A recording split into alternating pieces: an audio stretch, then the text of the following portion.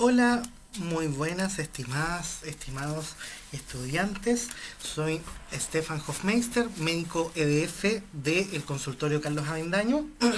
Y me parece que ustedes ya van a tener otra clase también de examen mental, pero una de las que también voy a realizarles ahora es de síndromes cardiológicos, ¿ya? Vamos a hacerla en dos partes. Vamos a partir en una primera instancia viendo sobre todo insuficiencia cardíaca y shock, que es una especie también de un tema que está muy asociado.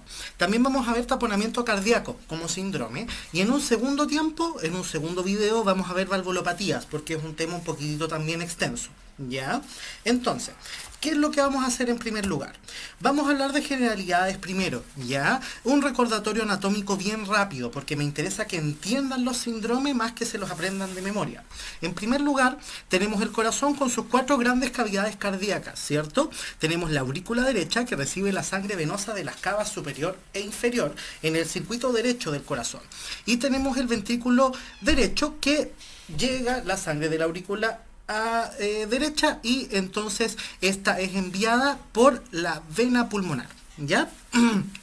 Y esta es sangre desoxigenada que viene para poder llevar a la vena pulmonar para oxigenarse.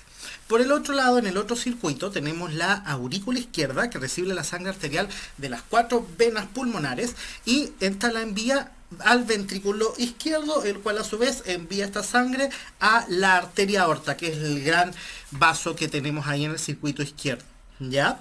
¿Qué más tenemos? Tenemos que dentro de estas cavidades cardíacas tenemos 4 válvulas principales que dan la idea de que esto sea un circuito que tenga una dirección unidireccional. Tenemos entonces en la diástole y en la sístole, como ven en este pequeño micro video, en esta imagen, en este GIF, que acá tenemos un flujo solo unidireccional y que separa cada circuito. Tenemos el septum interventricular, que separa ambos circuitos o cavidades cardíacas. Y tenemos entonces las válvulas atrioventriculares, que serían las que están entre el atrio y el ventrículo, que serían la mitral en el circuito izquierdo y la tricuspidia en el circuito derecho. Y estas reciben entonces la sangre del circuito y permiten el llene ventricular. Y se abren, como ven acá en este video, en diástole para poder enviar la sangre hacia el ventrículo correspondiente. Y en el otro lado tenemos las válvulas semilunares, las cuales son la aórtica en el lado izquierdo y la pulmonar en el lado derecho, que permiten que esta salida de sangre del ventrículo sea bombeada al circuito que corresponde, y se abren en sístole, ¿sí? Aquí podemos ver entonces un pequeño video de cómo ocurre esto y los grandes vasos cardíacos que tenemos acá: la cava superior, la cava inferior, la vena pulmonar, y por el otro lado las arterias pulmonares, y que después lleva a la aorta, ¿sí? Entonces, teniendo claro eso, vamos a hablar un poquitito de insuficiencia cardíaca y en un segundo tiempo de shock. La insuficiencia cardíaca me interesa que tengan bien claro que es un síndrome. Insuficiencia cardíaca es un concepto súper amplio. Por eso se van a confundir al inicio, viendo, hay insuficiencia cardíaca aguda, insuficiencia crónica, con fracción de eyección, sin fracción de eyección conservada, con muchas clasificaciones. Por lo tanto, vamos a partir del principio y vamos a tratar de tener un entendimiento más fisiopatológico de la insuficiencia cardíaca, y van a ver que entenderlo de esa forma les va a permitir aplicarlo a muchos escenarios, ¿ya?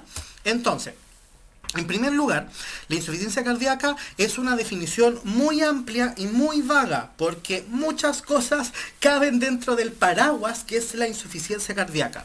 La insuficiencia cardíaca es un síndrome clínico que está causado por una anormalidad estructural o funcional del corazón, que afecta tanto el llenado de las cavidades cardíacas, sobre todo ventriculares, o la eyección ventricular a través de los grandes vasos, ¿ya? Por lo tanto, hay una capacidad de bombeo alterada por anormalidad estructural o funcional. Se define también como una incapacidad del corazón.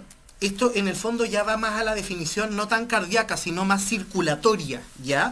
Recordemos que acá tenemos un sistema circulatorio donde tenemos los capilares, arteriolas, arterias que llegan al corazón, y por el otro lado en el sistema venoso las venas y vénulas, etcétera, ¿ya? Por lo tanto, ¿qué tenemos acá?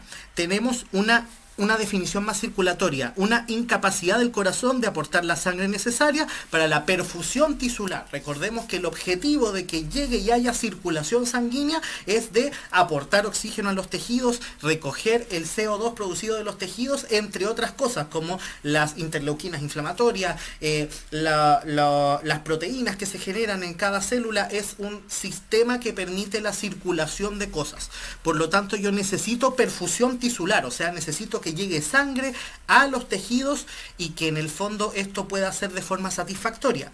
Por lo tanto, en la insuficiencia cardíaca esto no se logra hacer sin generar mecanismos de compensación para hacerlo. Vale decir, este corazón o este sistema circulatorio tiene que hacer compensaciones de esta anormalidad estructural que sucede. Por lo tanto, la clínica y lo que nosotros vamos a ver en el paciente en signos y síntomas de la insuficiencia cardíaca es efecto tanto de la anormalidad que está sucediendo a nivel cardíaco o circulatorio, además de los mecanismos de circulación que se generan al respecto. Esto puede ser por alteración del miocardio, de los vasos coronarios, de los grandes vasos, de las válvulas, alteraciones metabólicas, entre otras cosas. Causas de insuficiencia cardíaca hay miles. Las más comunes en Chile son por cardiopatía hipertensiva, vale decir, los cambios y alteraciones que se producen por la hipertensión arterial, y la isquémica, vale decir, una cardiopatía que se genera por la falta de llegada sanguínea a los vasos coronarios, ¿ya?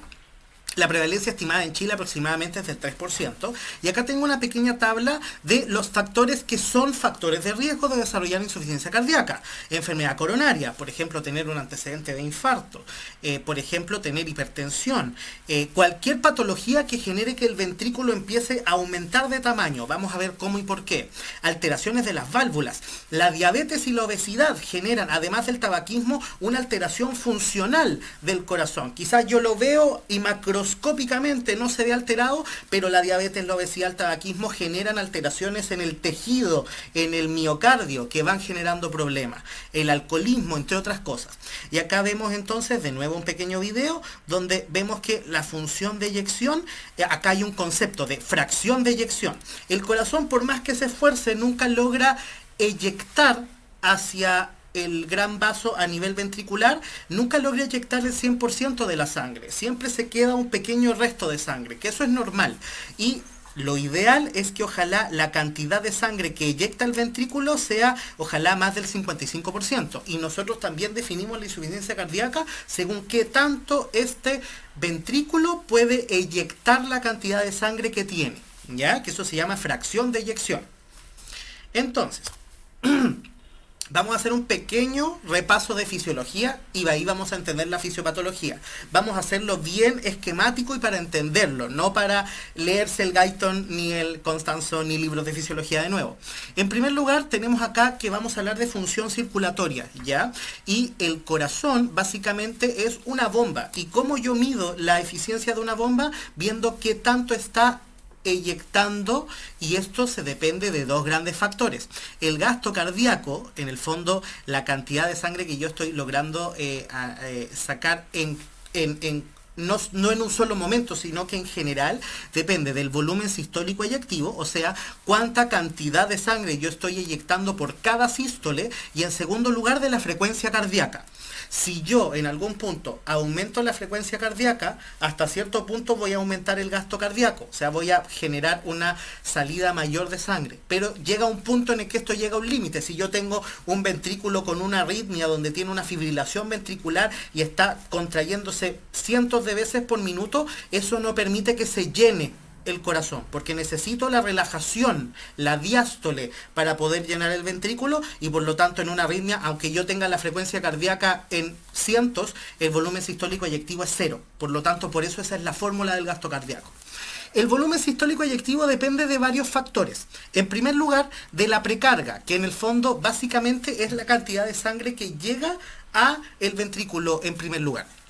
Y esto depende sobre todo del retorno venoso, ¿ya?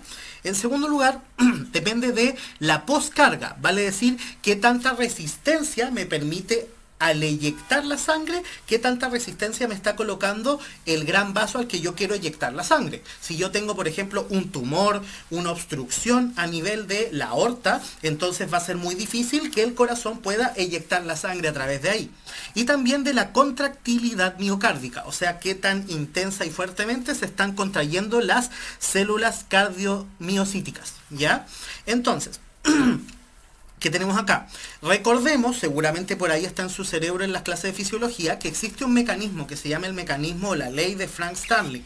La ley de Frank-Starling habla de que, recuerden que las fibras del cardiomiocito están básicamente como ensanchadas, y entre más yo las elongo o las estiro en la diástole ventricular, entonces con más intensidad y más fuerza se van a poder acortar en sístole. Por lo tanto, entre más yo elongo o entre yo más genero elongación del miocardiocito, con más intensidad voy a poder generar la sístole después. Y esto hay formas de poder manejarlo, ¿ya? A nivel fisiológico.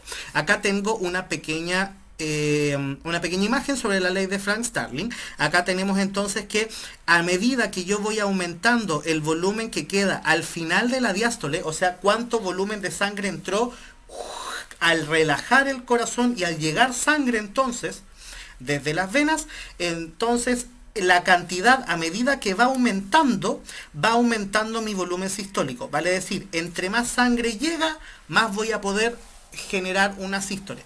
¿Qué pasa? Que hay algunos factores que hacen que la contractibilidad miocárdica sea mayor. Por ejemplo, impulsos nerviosos del sistema nervioso simpático o las catecolaminas, que eso vamos a ver que es muy importante en insuficiencia cardíaca. Vale decir, si yo en algún momento se activa mi sistema nervioso simpático, se activa todo lo que tiene que ver con eso, voy a tener más noradrenalina, adrenalina circulando, voy a activar el sistema nervioso simpático y eso va a aumentar la frecuencia cardíaca y aumentar también la contractibilidad. Por lo tanto, va a llegar un punto en el que con la misma cantidad de volumen telediastólico voy a poder generar una sístole mucho más intensa.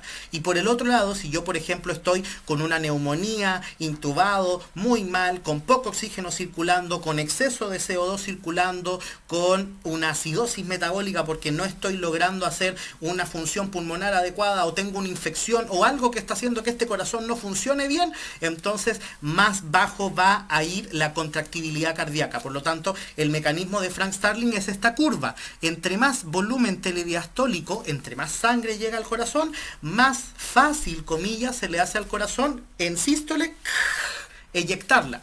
Y eso es una curva que puede modificarse según factores como la activación del sistema nervioso simpático o noxas o daños que puedan hacer que el corazón no funcione adecuadamente. Si se fijan, llega un punto en el que esta curva llega a un máximo y ahí por más sangre que yo le siga llegando y llegando al ventrículo, llega un punto en el que ya no puede eyectarla toda, ¿ya? Si se fijan que es esta curva descendente. ¿Qué más tenemos? Tenemos la resistencia vascular periférica. Vale decir, este es solo un pequeño recordatorio. Por la ley de Poseyú, que es la ley que regula los líquidos y en el fondo, los flujos a través de un tubo, por decirlo así, ¿de qué depende un poco la resistencia que ejerce este tubo, este vaso sanguíneo al tránsito de la sangre? Depende principalmente del radio del vaso. Entre más pequeño es el vaso, en el fondo, más fácil va a ser de que haya una resistencia mayor. En cambio, si yo aumento el radio del vaso, entonces menos resistencia se va a generar, porque va a haber menos roce, ¿sí? También, si se fijan, está la viscosidad de la sangre como un elemento importante. La longitud de los vasos sanguíneos no cambia usualmente, pero sí cambia la viscosidad y el radio. La viscosidad de la sangre es raro, pero hay algunas enfermedades como por ejemplo la policitemia, que es lo contrario a una anemia, tener exceso de cantidad de glóbulos rojos en la sangre, o leucemias, tener un cáncer que está liberando exceso de glóbulos blancos a la sangre. Eso hace que la sangre esté tan llena de células que se vuelve viscosa, y eso puede generar problemas y clínica y genera también problemas circulatorios, ¿ya? Pero lo más común es que se altere el radio del vaso.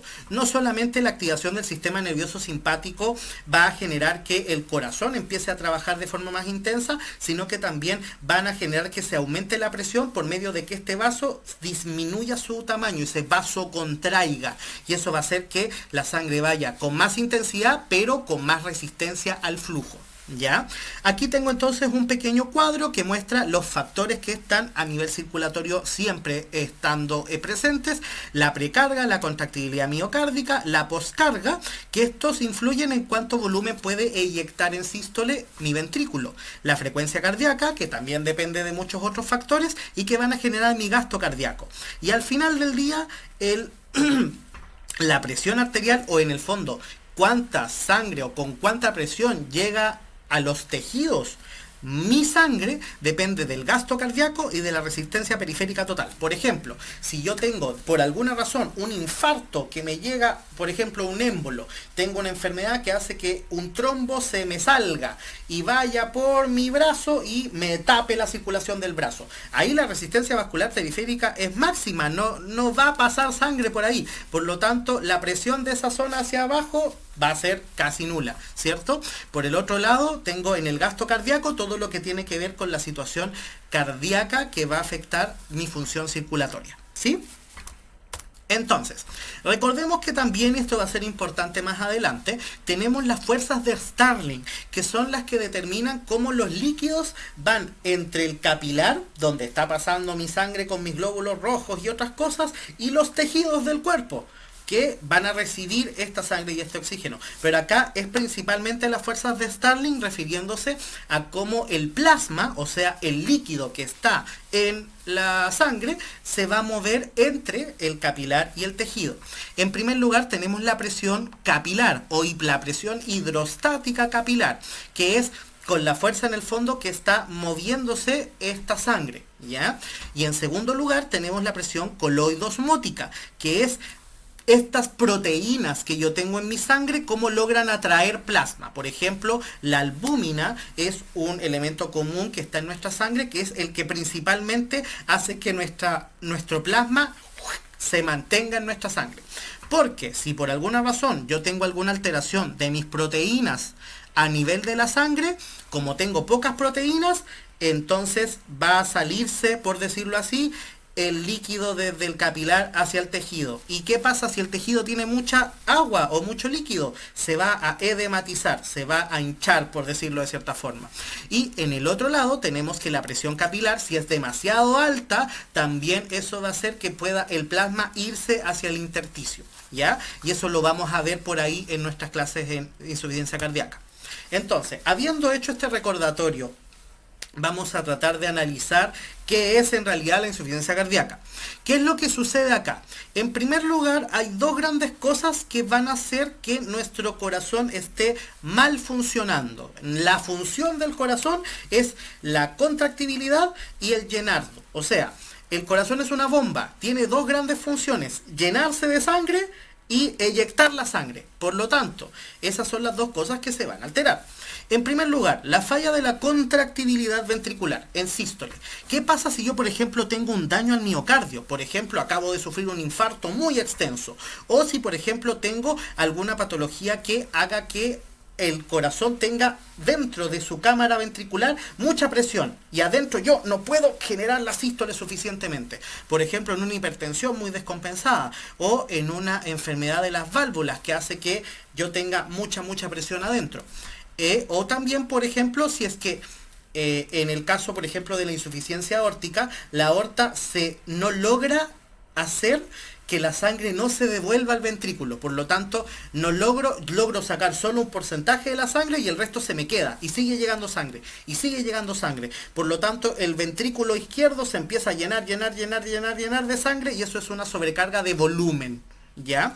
Entonces, si yo sobrecargo al ventrículo, ya sea con mucha presión dentro de la cámara ventricular o con mucho volumen dentro de la cámara ventricular, o hago que el miocardio sufra daño por un infarto, porque le llega poca sangre, porque está inflamado, porque hay algún virus o bacteria que está inflamando la zona, voy a tener fallas de la contractibilidad. Y en segundo lugar, puedo tener problemas del llenado ventricular. En diástole, la diástole del ventrículo es casi tan o incluso más importante que la sístole, porque yo necesito llenar de la forma adecuada la sangre. Es como una especie de bomba donde necesito yo abrir esta bomba para poder absorber y traer la sangre que viene de las venas. Por lo tanto, puede que a lo mejor este ventrículo no se pueda distender de la forma adecuada porque resulta que tengo un problema en el miocardio que hace que no sea estirable, o porque tengo un problema donde afuera tengo el pericardio y está lleno de líquido y no puedo estirar, entonces no puedo relajar el miocardio. O puede ser que a lo mejor tengo una obstrucción del flujo entre los aurículas y los ventrículos. Por lo tanto, mi ventrículo no se va a poder hacer su relajación normal de la diástole. Aquí yo tengo una pequeña tabla donde pueden ver algunas de las causas que pueden generar esta sobrecarga de trabajo o falla de contractibilidad en el caso de la sístole, y esta alteración del llenado ventricular en el caso de la diástole. Entonces, en primer lugar, esto es lo importante. Pueden haber fallas sistólicas y fallas diastólicas.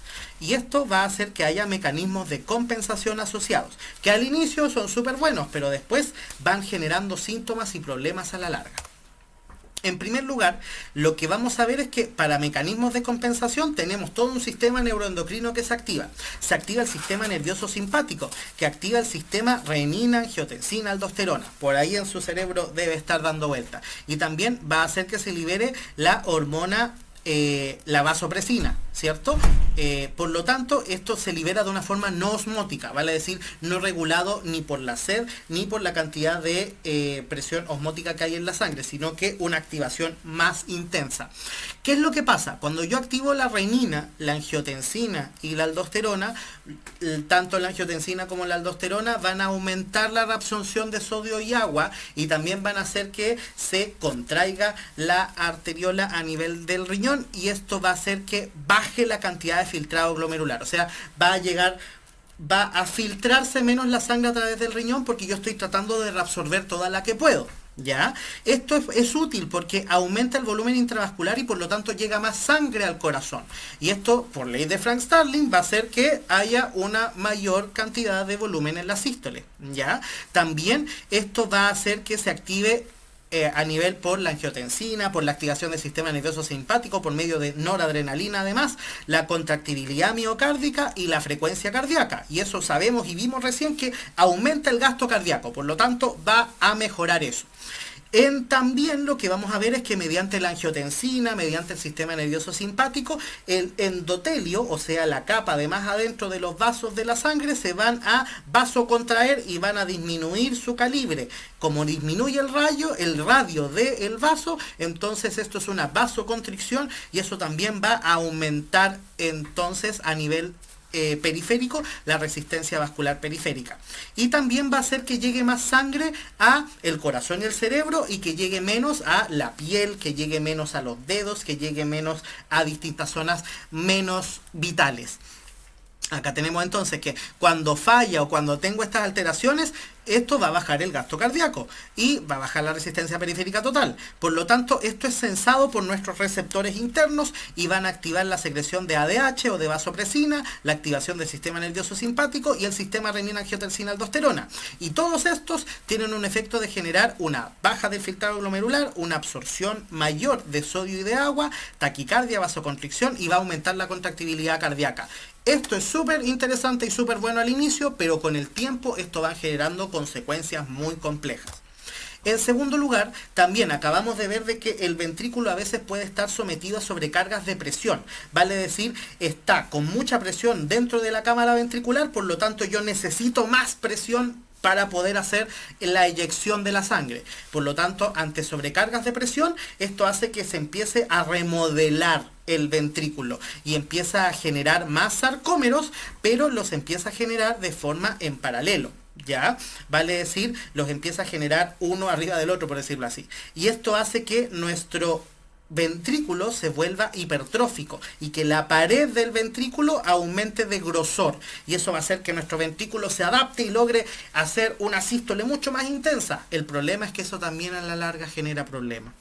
Y también tengo sobrecargas de volumen, como había explicado recién, que nuestro ventrículo esté con mucho volumen de sangre dentro, y esto hace que se distienda la pared, que se estire, y esto también genera síntesis y remodelación del ventrículo, pero los sarcómeros ya no van a ser uno arriba de otro, sino que va a ser uno a los lados de otro. Por lo tanto, yo voy a hacer que mi ventrículo aumente de volumen y da una hipertrofia excéntrica, con un grosor quizás incluso hasta menor, pero con el ventrículo con un grosor del miocardio, perdón, con un volumen o con una cantidad de capacidad mayor del miocardio. De nuevo, esto es súper interesante, pero a la larga empieza a generar problemas. ¿Por qué?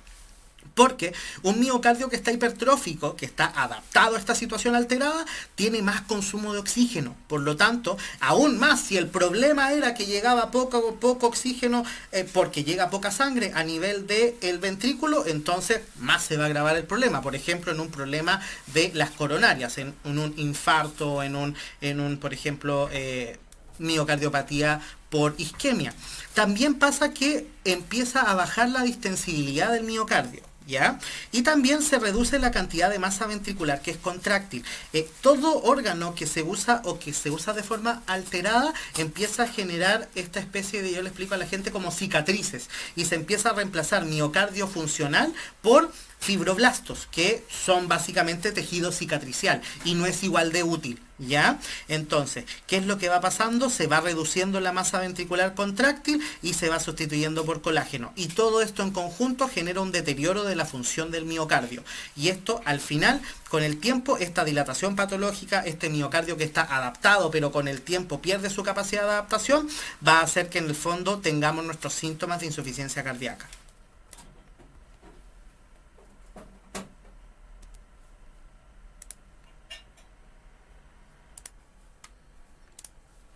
Bueno, entonces, desde el punto de vista fisiopatológico, lo que podemos ver es que esta alteración que acabamos de ver y toda esta situación y toda esta dilatación patológica y este remodelado ventricular va a generar alteraciones tanto anterógrados, vale decir, a nivel del volumen sistólico eyectado. ¿Qué quiere decir eso? Que va a producir una isquemia de los tejidos de forma periférica, ¿ya? Y además se produce una congestión retrógrada, vale decir, como el volumen de diástole no se puede expulsar en sístole, se acumula y va hacia atrás generando congestión, tanto a nivel de la circulación pulmonar como a nivel de la circulación venosa sistémica.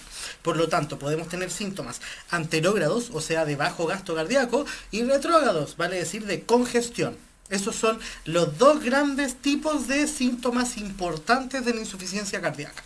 Entonces, en el circuito izquierdo vamos a ver que la idea del circuito izquierdo es traer la sangre oxigenada desde el pulmón por la vena pulmonar y llevarla al resto del cuerpo por la aorta. ¿Y qué pasa? Si este circuito al final se deteriora, se produce una baja del gasto cardíaco que produce esta isquemia y congestión pulmonar.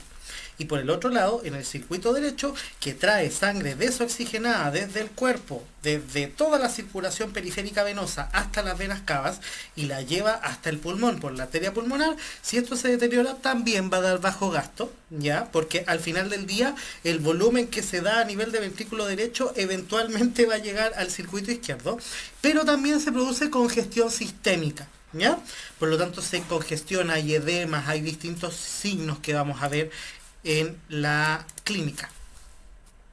Entonces, ¿qué podemos ver? Que tenemos alteraciones del circuito izquierdo, como también tenemos alteraciones del circuito derecho.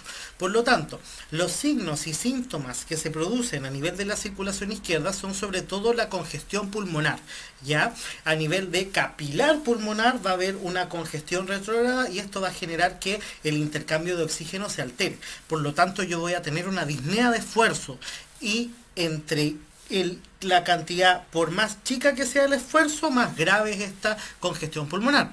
Además se genera ortopnea, vale decir que en la posición de decúbito, al estar acostado, entonces se altera aún más este intercambio gaseoso y eso genera que el paciente cuando duerme en plano se ahogue. Y eso se resuelve al levantar un poquitito la cabecera, por lo tanto la cantidad de almohadas que a veces el paciente usa para dormir son un marcador importante de ortopnea.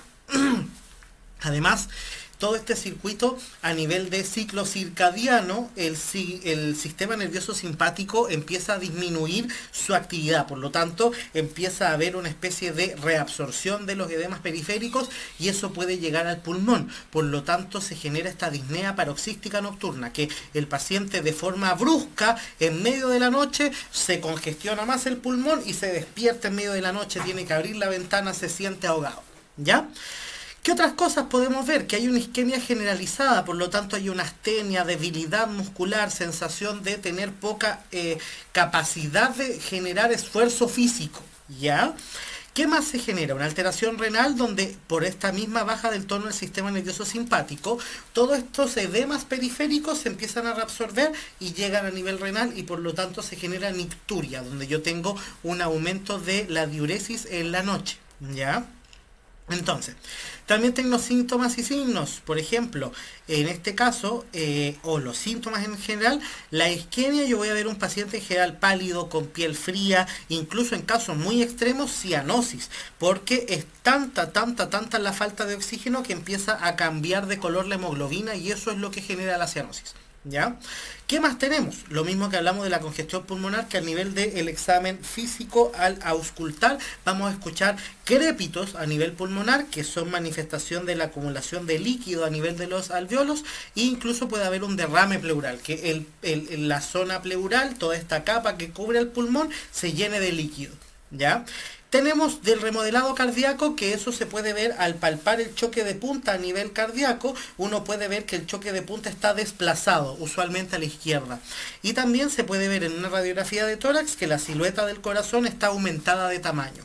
Y también en un electrocardiograma que ve cómo es a nivel de impulsos eléctricos del corazón, se puede ver manifestaciones de hipertrofia ventricular, que eso lo van a ver seguramente en clases de electrocardiograma.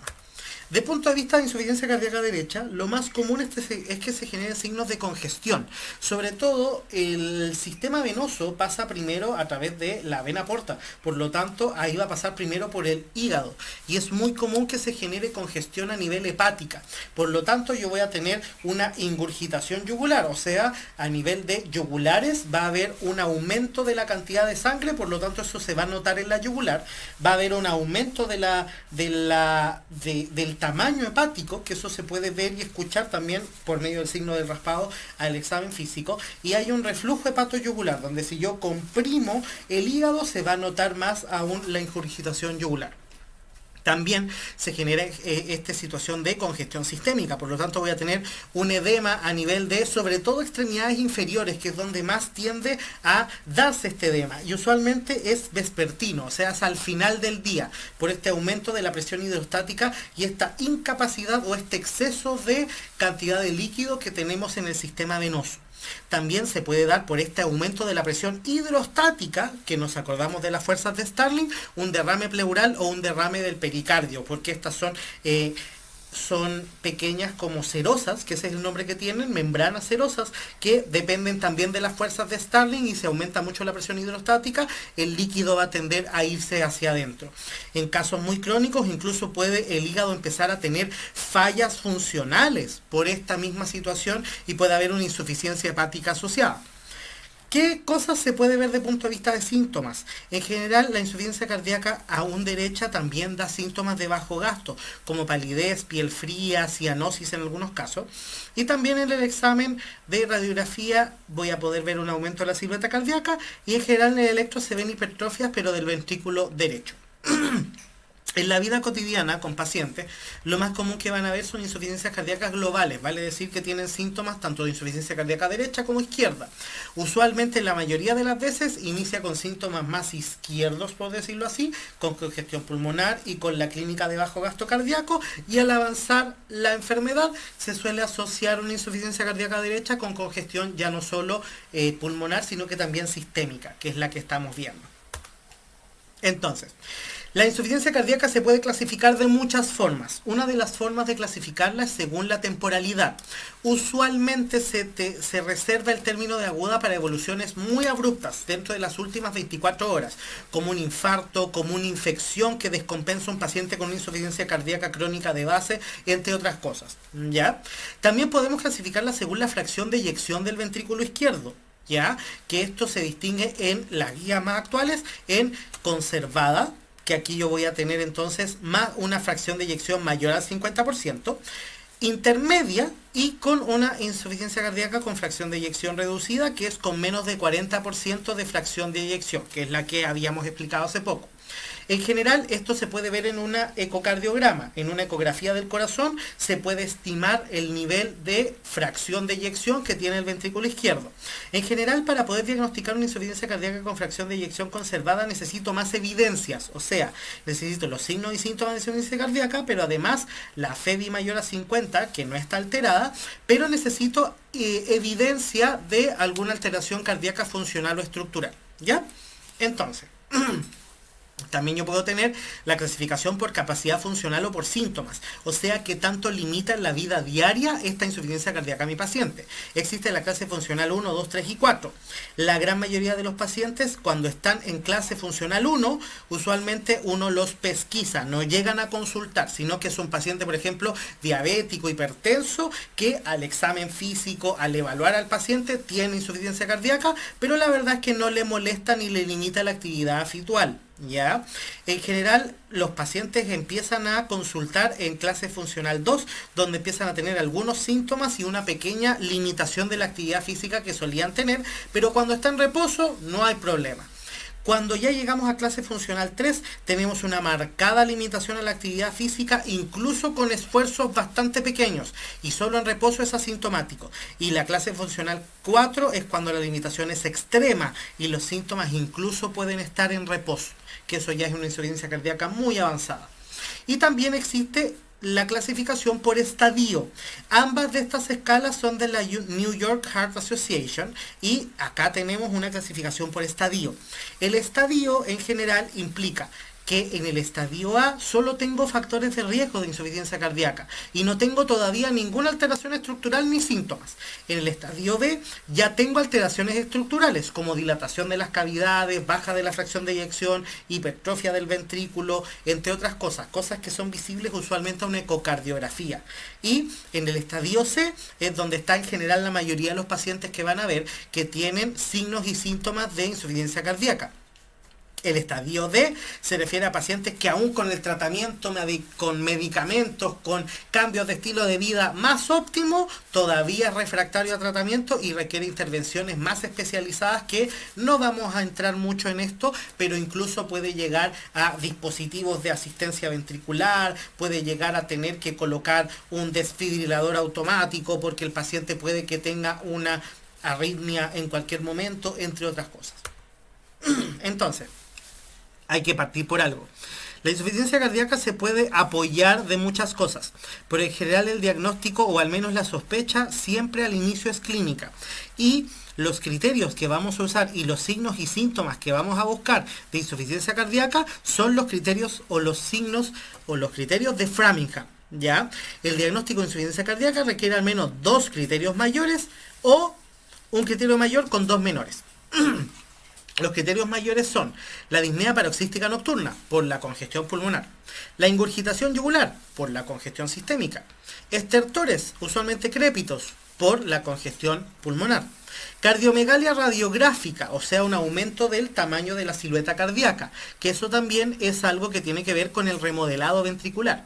Edema agudo de pulmón, que es en el fondo una congestión pulmonar extrema y rápida que genera una insuficiencia respiratoria. Galope con tercer ruido. Cuando yo tengo todos estos cambios sanguíneos, el tercer ruido puede ocurrir cuando yo tengo en el fondo un exceso de cantidad de sangre o una alteración de la función ventricular. Por lo tanto, eso también me da una señal. Un reflujo hepatoyugular por la congestión sistémica o una pérdida de peso importante con respuesta al tratamiento. Vale decir, yo le doy un medicamento para botar el exceso de líquido, que es lo que suele ocurrir acá, y tiene una pérdida de peso importante, que eso era en el fondo puro líquido que no estaba pudiendo bombear a nivel circulatorio. Dentro de los criterios menores tenemos el edema de miembros inferiores, la tos nocturna, que es por congestión pulmonar, la disnea de esfuerzo, que es por congestión pulmonar, la hepatomegalia por congestión sistémica, el derrame pleural, que puede ser por muchas causas, pero puede ser por congestión pulmonar, y la disminución de la capacidad en el fondo vital y la taquicardia. ¿Ya? Ahora ojo, en general lo más común que van a ver son los criterios mayores y en general también van a ver el edema, la tos, la disnea, la hepatomegalia. El resto en general son poco comunes de ver, pero también son parte de los criterios de Framingham. ¿Qué pasa? Si yo tengo un paciente sobre todo con factores de riesgo cardiovascular, por ejemplo hipertensión, por ejemplo diabetes, yo entonces puedo examinarlo y al evaluar de que en el examen físico tiene varios de estos signos y síntomas, entonces yo aplico los criterios de Framingham y veo si requiere un diagnóstico de un síndrome de insuficiencia cardíaca. Y si es el caso, lo empiezo a ampliar el estudio con un electro, con una radiografía de tórax y con exámenes de laboratorio. Y ahí yo me hago una claridad de si efectivamente hay evidencia de que hay una insuficiencia cardíaca. Al inicio la sospecha es clínica y de ahí yo lo voy estudiando en cuanto a la causa. Insuficiencia cardíaca es un diagnóstico sindromático, no me da claridad de qué es lo que está pasando, me dice acá hay un síndrome. Entonces, el estudio es para descarte de ver si es que efectivamente es insuficiencia cardíaca o no, y también me permite ver el pronóstico, si esta es una insuficiencia cardíaca avanzada o recién está empezando. Siempre es importante el electro y la radiografía de tórax. Acá yo pongo del MinSal y de algoritmos un poquito más actualizados, que está acá el link, las cosas que yo usualmente voy a pedir y que me espero ver. En un hemograma, usualmente tener anemia o linfopenia es un marcador de no muy buen pronóstico de insuficiencia cardíaca o puede ser un desencadenante, por ejemplo, algún sangrado o una anemia de otra causa que me haya descompensado una insuficiencia cardíaca de base. La creatinina me va a permitir estimar el grado de función renal, que como vimos por todo el sistema renina-angiotensina-aldosterona, genera cambios renales, por lo tanto, ver cómo está la función renal es muy importante. La orina también me va a evaluar qué es lo que está pasando. Los electrolitos como el sodio y el potasio también pueden ser por alteraciones que se dan por los medicamentos que usamos para manejar la insuficiencia cardíaca. ¿Cómo están las transaminasas que me van a permitir ver cómo está el hígado, que como sabemos se está congestionando? La albúmina tiene la misma utilidad y en general la tiroides también hay que evaluarla con una TSH para poder ver que también es un factor desencadenante de insuficiencia cardíaca. Dentro de lo que tengo, si tengo una sospecha de insuficiencia cardíaca por factores de riesgo, por criterios de Framingham en el examen físico y por tener alteraciones del electrocardiograma, un examen que yo puedo hacer para tener más claridad es el ProBNP o el BNP. El BNP es el péptido natriurético de atrial, ¿ya? Entonces, ¿qué es lo que pasa? Tenemos la activación del sistema renina-angiotensina-aldosterona, pero siempre todo sistema a nivel de nuestro cuerpo tiene algo que le hace un contrapeso. El contrapeso lo que va a permitir que en vez de que se vasocontraiga, se vasodilaten los vasos, lo que va a permitir que en vez de que haya una redistribución de flujo se normalice, es el péptido natriurético atrial, que en general se libera cuando yo tengo una sobrecarga de volumen de la aurícula, ¿ya? Y esto me permite evaluar de que aquí eso efectivamente es una insuficiencia cardíaca. Si yo tengo una duda, por ejemplo, tengo un paciente con mucha disnea que se está ahogando, eso puede ser un problema pulmonar o puede ser una insuficiencia cardíaca. Por lo tanto, el BNP me va a permitir diferenciar cuál es cardíaca y cuál no. En general, cuando la insuficiencia cardíaca es la causa, entonces sí está alterado el BNP, está aumentado. ¿Por qué está aumentado? Porque el sistema renina-angiotensina-aldosterona está muy activo y por ende, en respuesta, el BNP también aumenta para intentar contrarrestarlos, usualmente sin éxito. Usualmente ahí yo parto con un ecocardio, porque el ecocardio es el examen que más me va a permitir tener información respecto a la estructura y función cardíaca. Si tengo hallazgos anormales, se confirma entonces la insuficiencia cardíaca y yo defino el fenotipo. Por ejemplo, insuficiencia cardíaca de fracción de eyección reducida, conservada o intermedia, y ahí yo empiezo a buscar cuál es la causa de esta insuficiencia cardíaca y empezar ya el tratamiento. ¿Cuál es el tratamiento? Vamos a hablar de cosas muy generales, porque esto es algo ya de medicina interna, no de semiología. Hay algunos medicamentos que se sabe que mejoran la mortalidad en la insuficiencia cardíaca y van a ver que la gran mayoría lo que hacen es disminuir efectos del sistema renina-angiotensina-aldosterona. Por ejemplo, tenemos los inhibidores de la enzima convertidora de angiotensina y los inhibidores del receptor de angiotensina 2, o los YECA o los SARA2, como el enalapril y el losartán. Estos medicamentos son antihipertensivos, pero yo los puedo ocupar en un paciente aunque no tenga hipertensión en una insuficiencia cardíaca y permiten evitar el remodelado ventricular. ¿Ya? También existen más modernamente los ARNI o los inhibidores de la neprilicina, que la neprilicina es la que elimina al factor natriurético atrial. Por lo tanto, si yo evito que el factor natriurético atrial desaparezca, va a estar más presente. Por lo tanto, también es muy útil en el tratamiento de la insuficiencia cardíaca para contrarrestar el sistema renina-angiotensina-aldosterona. El ejemplo es el sacubitril, que es un medicamento que la marca se llama Entresto. Y el Entresto es una mezcla de sacubitril, que es un inhibidor de la neprilicina, con un IECA usualmente. Entonces, el Entresto es sacubitril con losartán o valsartán, uno de los dos. Tenemos los betabloqueantes, que son inhibidores de los receptores del sistema nervioso simpático, específicamente de los canales beta. ¿Ya? Están aprobados por la FDA para prevenir la mortalidad en insuficiencia cardíaca, el bisoprolol, carvedilol, metoprolol y nebivolol. ¿Ya? Tenemos los antagonistas de receptores de mineralocorticoides, que el más famoso es la espironolactona. Recordemos que tenemos un sistema renina, angiotensina, aldosterona. Por lo tanto, estos son inhibidores de la aldosterona, de la función renal sobre todo, pero la aldosterona tiene efecto cardíaco, tiene efecto en los vasos, por lo tanto también mejora la mortalidad de la insuficiencia cardíaca. Y el ejemplo es la espironolactona. En general se prefiere en insuficiencias cardíacas que tienen una fracción de eyección muy disminuida y que ya tienen síntomas relevantes. ¿Qué más tenemos? Los inhibidores del canal sodio-glucosa 2 o los inhibidores del SGLT2, que el gran ejemplo es la empaglifosina, que evita la reabsorción de glucosa por el túbulo renal, que en el fondo nos permite manejar los niveles de azúcar a nivel de nuestro cuerpo, y eso también genera y evita la progresión de la insuficiencia cardíaca. También, siempre que haya una comorbilidad, o sea, otra enfermedad o un factor de riesgo de insuficiencia cardíaca, hay que tratarlo y manejarlo. Hay que compensar la hipertensión, compensar la diabetes, si hay una valvulopatía que sea operable, operarla, entre otras cosas. Y también tengo tratamientos sintomáticos, que son solo para manejar los síntomas. En general, el más común de usar son los diuréticos, que permiten manejar la congestión sistémica y pulmonar, eliminando el exceso de líquido del cuerpo. Están los diuréticos de asa, como la furosemida, que en general es el más usado, y también las tiacidas, como la hidroclorotiazida, que son diuréticos. Otra cosa que yo puedo usar como manejo sintomático, solo sintomático de la insuficiencia cardíaca, son los inótropos, vale decir, medicamentos que hacen que el corazón se contraiga de forma más intensa, ¿ya? O que mejoren la contractibilidad. Eso obviamente yo no lo puedo dejar por mucho tiempo, porque es lo mismo que va enfermando al paciente con insuficiencia cardíaca crónica. Por lo tanto, esos se usan para insuficiencias cardíacas agudas o shock, que es lo que vamos a ver. ¿Qué ejemplos son la noradrenalina, que es la misma hormona que nosotros producimos, o la dobutamina, que es un medicamento que actúa sobre todo a nivel cardíaco? ¿Ya? Esto no lo vamos a adentrar tanto, pero en el fondo el concepto es, hay medicamentos que hay que recetarle al paciente con insuficiencia cardíaca que ayudan a mejorar y a evitar la progresión, a mejorar los síntomas y a evitar la mortalidad. Entonces, vamos a hablar muy breve de la insuficiencia cardíaca aguda.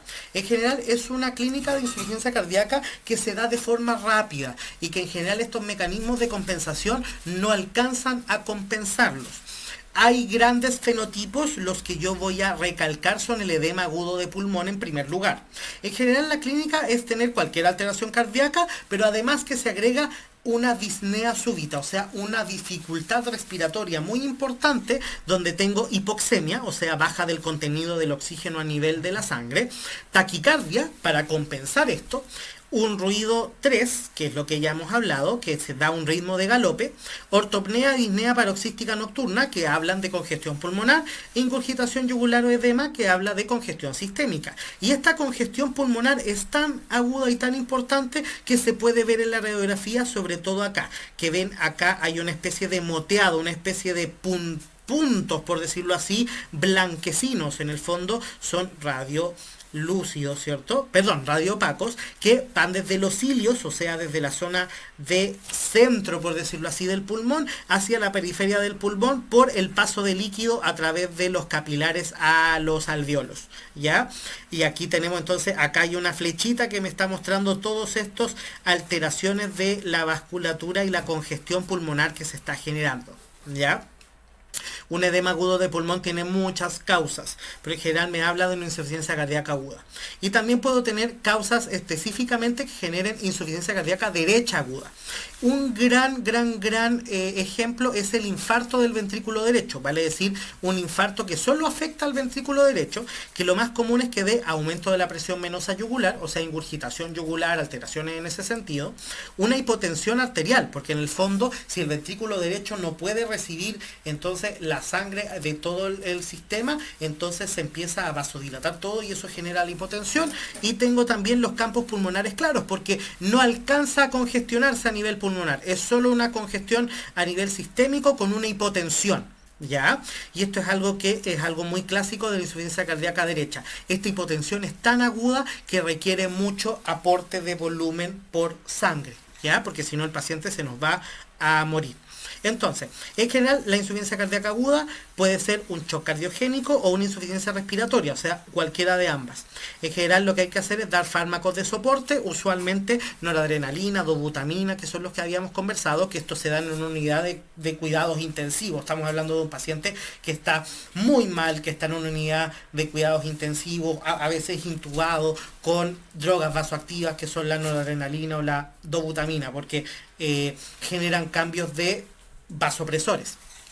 Soporte ventilatorio, por ejemplo un ventilador mecánico, o incluso en algunos casos dispositivos de asistencia ventricular, donde una máquina literalmente genera ayuda a nivel de la sístole. Cuando yo no logro saber por qué está sucediendo esto, dentro de las primeras horas debo buscar rápidamente cuál es la causa de esta insuficiencia cardíaca y tratarla. Por ejemplo, puede ser un infarto, un síndrome coronario agudo, puede ser una emergencia hipertensiva, tengo un paciente con niveles de presión arterial de 220 con 180 y eso es la razón. Puede ser una arritmia, puede ser que este paciente esté con un problema del ritmo cardíaco.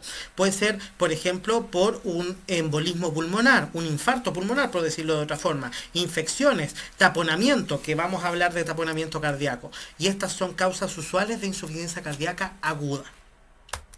Entonces, usualmente para aproximarme clínicamente existe una clasificación que se llama de Forrester, que me permite valorar sobre todo dos ejes, si es que tenemos congestión pulmonar y si es que tenemos bajo gasto cardíaco. La congestión pulmonar, como ya hemos visto, consiste sobre todo en ortopnea, disnea paroxística nocturna a nivel pulmonar y la congestión sistémica en ingurgitación yugular, ascitis, edema. Los crépitos corresponden también a congestión pulmonar. Y por el otro lado tengo baja perfusión.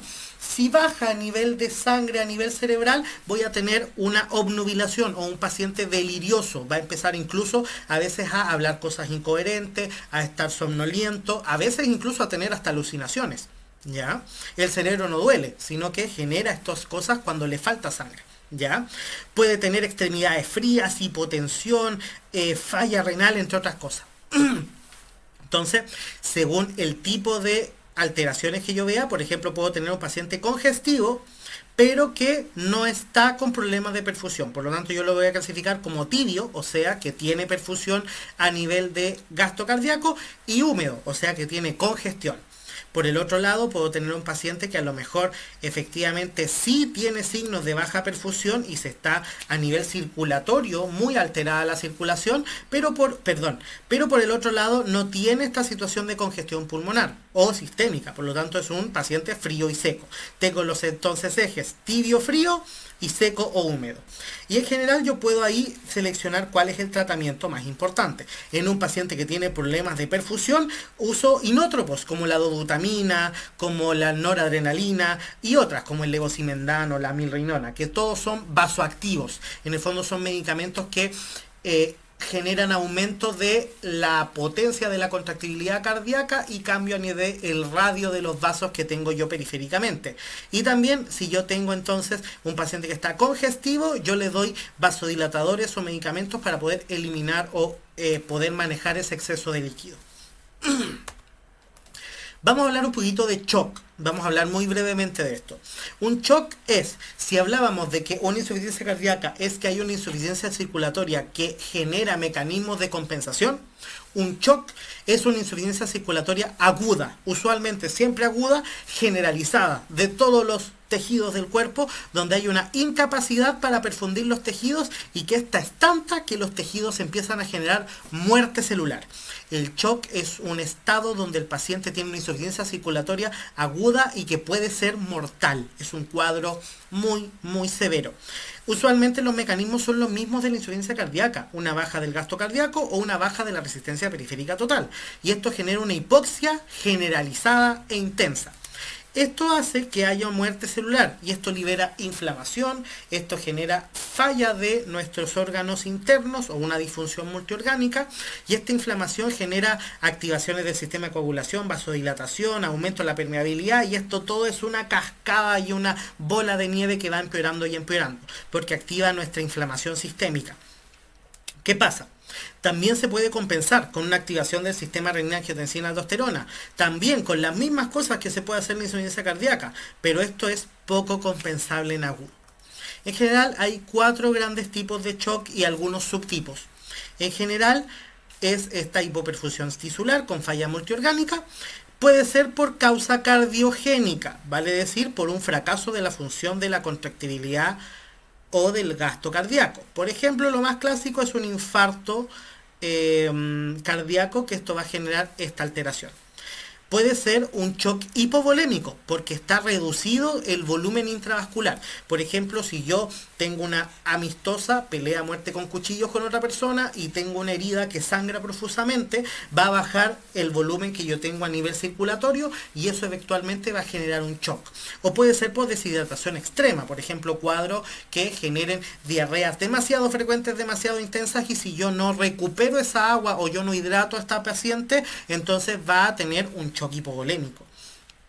Puede haber un shock obstructivo, por ejemplo, porque se impide el llenado de diástole del ventrículo.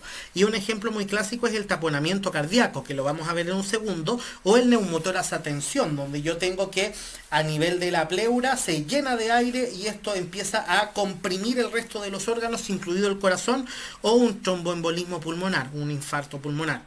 También existen los shocks distributivos, que en general puede ser por una reacción inflamatoria, por ejemplo una sepsis o una infección. Puede ser por una reacción neurogénica, vale decir, por ejemplo, yo tengo un accidente y resulta que mi médula espinal se corta, básicamente, literalmente se corta y toda la regulación del sistema nervioso simpático se pierde. Entonces tengo una interrupción de los impulsos vasoconstrictores y tengo un shock y un shock anafiláctico, que es por una reacción alérgica severa. Acá pueden ver algunos síntomas específicos de cada tipo de shock. Los síntomas más comunes son la oliguria, vale decir porque se activa el sistema renina-angiotensina-aldosterona y mi riñón empieza a recibir menos sangre, por lo tanto empiezo a reabsorber también más agua de la posible orina que voy a generar y voy a tener muy poca orina produciéndose, por lo tanto eso es oliguria y una baja de la presión arterial. Acá tenemos el tratamiento y síntomas específicos de cada tipo de shock para que lo revisen ustedes. Ahora, ¿cómo se ve en la clínica? Ustedes, yo les hablo de este cuadro y seguramente se imaginan algo muy catastrófico donde todos están corriendo, pero un paciente cuando ustedes pasen por el hospital se les puede estar choqueando y está el paciente tranquilo, así. Pero resulta que ustedes van a verlo porque resulta que está demasiado tranquilo y ustedes van a hablar con este paciente y está, sí, el duende está ahí. Puede que esté delirioso, puede que esté con un compromiso de conciencia, puede que esté incluso a veces con alucinaciones porque baja la perfusión cerebral. Entonces hay que tener ojo. Ustedes llegan y empiezan a examinarlo porque les preocupa esto y empiezan a notar que está pálido, que está con frialdad de toda la zona periférica, que está con cianosis a nivel de la boca y eso habla de baja perfusión. Puede estar oligúrico, resulta que empiezan a evaluar y resulta que ha orinado menos de 200 cc, que es menos de un vaso de agua en las últimas 24 horas y este paciente se está choqueando. Puede haber taquicardia, sudoración por esta activación del sistema nervioso simpático. A veces puede haber disnea, un aumento sobre todo de la frecuencia respiratoria. Puede haber usualmente también una prolongación del llene capilar, que lo vamos a ver en un video pronto, y un una cosa que es muy importante para ver circulación periférica es el mottling score, que es el moteado, que es esta especie de moteado violáceo que se produce por la alteración de la vasculatura en este sector. Por ejemplo, ¿qué tanto yo puedo ver moteado a nivel como moteado violáceo a nivel de las piernas, por ejemplo, me permite clasificar en un mottling score y eso me permite evaluar la cantidad o la alteración de la perfusión periférica que tengo. Acá, por ejemplo, tengo un mottling score de 2 porque puedo ver que este moteado violáceo es compatible con este signo número 2, donde yo tengo solamente a nivel de rodilla, pero cuando ya este moteado empieza a aumentar de tamaño y es más difuso, entonces es cada vez más grave el pronóstico, ¿ya? Entonces, el llene capilar, vamos a verlo en este video. En general, el llene capilar se puede ver en el lecho ungueal de la uña y también se puede ver en cualquier parte del cuerpo. Nosotros la mayoría de las veces van a ver pacientes que están estables, que están circulatoriamente bien, pero les quise poner este video donde está acá el link para que lo pudiéramos ver juntos y ver cómo se evalúa realmente el llene capilar, que en general no siempre se hace de la forma más correcta. El llenado capilar en un paciente grave se tiene que evaluar con una presión mantenida en unos 10 a 15 segundos. Por lo siguiente, si yo únicamente presiono una sola vez y suelto, el llenado capilar parece muy rápido. Vean, aquí ya se llenó en unos aproximadamente 4 segundos. Sin embargo, si yo mantengo presionado más o menos unos 10 a 15 segundos, vamos a ver lo que sucede. Tenemos que contar idealmente con un cronómetro para hacerlo adecuadamente, que yo estoy viendo un segundero de mi celular. Voy a soltar y empiezo a contar. 1, 2, 3, 4, 5, 6, 7, 8, 9, 10. 10 segundos de llenado capilar. Por eso hay que hacerlo bien. Ahora, en general el llenado capilar también se puede ver en el lecho ungueal, pero sí es importante comprimir la zona por una cantidad importante de tiempo. ¿Ya? Y lo que nosotros vamos a ver es qué tan rápido nuestra circulación periférica puede permitir que la sangre vuelva a la zona donde nosotros acabamos de expulsarla con nuestra compresión externa. ¿Sí? Entonces, lo normal es que el llene capilar esté bajo 2 o 3 segundos, usualmente. Vamos a hablar entonces del taponamiento pericárdico, que es lo último que vamos a ver en esta tanda de este video. Entonces, vamos a hablar un poquito del pericardio. El pericardio es una membrana serosa, ¿ya? Que rodea el corazón. Es una membrana, por decirlo así, de cierto punto elástica. Ante algunas noxas o daños se puede fibrosar y puede perder su elasticidad o también se puede llenar de líquido. Normalmente es una cavidad virtual, vale decir casi que no tiene líquido dentro, ni contenido dentro. Pero, mediante alteraciones como las fuerzas de Starling, aumento de la presión hidrostática, entre otras cosas, se puede llenar de líquido. Por ejemplo, si hay una congestión sistémica, como lo que acabamos de ver en la insuficiencia cardíaca, puede haber un derrame pericárdico porque aumenta la presión hidrostática y esto traspasa el pericardio. Puede haber una baja de la presión oncótica, por ejemplo, enfermedades como el síndrome nefrótico o un daño hepático donde la producción o la cantidad de proteínas en la sangre disminuye. Por lo tanto, por fuerzas de Starling, la presión oncótica de la sangre baja y el plasma se le escapa a la sangre, por decirlo así, y uno de los lugares donde escapa puede ser el pericardio. Puede ser por alteración de la permeabilidad, por ejemplo, por una inflamación, una pericarditis, una inflamación del pericardio. Puede ser por alteración del drenaje linfático, que ahí se acumula líquido linfático en el pericardio, o puede ser por un trauma u otra cosa que genera acumulación de sangre, por ejemplo en una amistosa pelea a muerte por cuchillos. Entonces, ¿qué pasa en el taponamiento? Cuando hay un derrame pericárdico o líquido de otro tipo, o aire, o alguna cosa que haga que nuestro pericardio no pueda distenderse de la forma adecuada, esto empieza a generar presión externa por sobre el corazón, por todos lados. Y eso hace que nuestro corazón no pueda tener nuestra diástole, por lo tanto no se puede llenar.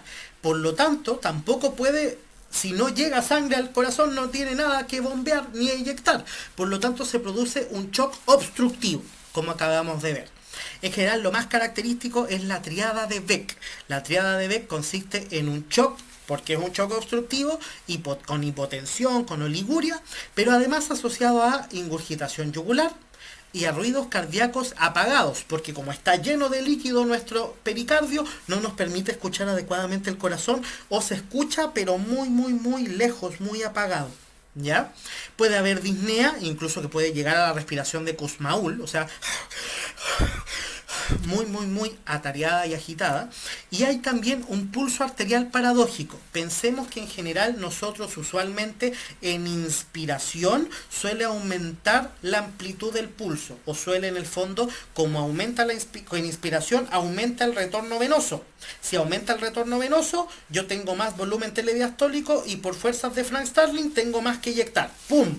Por lo tanto, cuando yo hago una inspiración profunda, va a aumentar la cantidad de pulso que yo voy a tener y de presión arterial que yo voy a tener por unos segundos. Pero acá, como está comprimido por fuera el pericardio, el tabique interventricular empieza a moverse y a evitar más el llenado del ventrículo izquierdo, y en inspiración eso aumenta y eso genera que de forma paradójica baje aún más la presión cuando hay una inspiración profunda.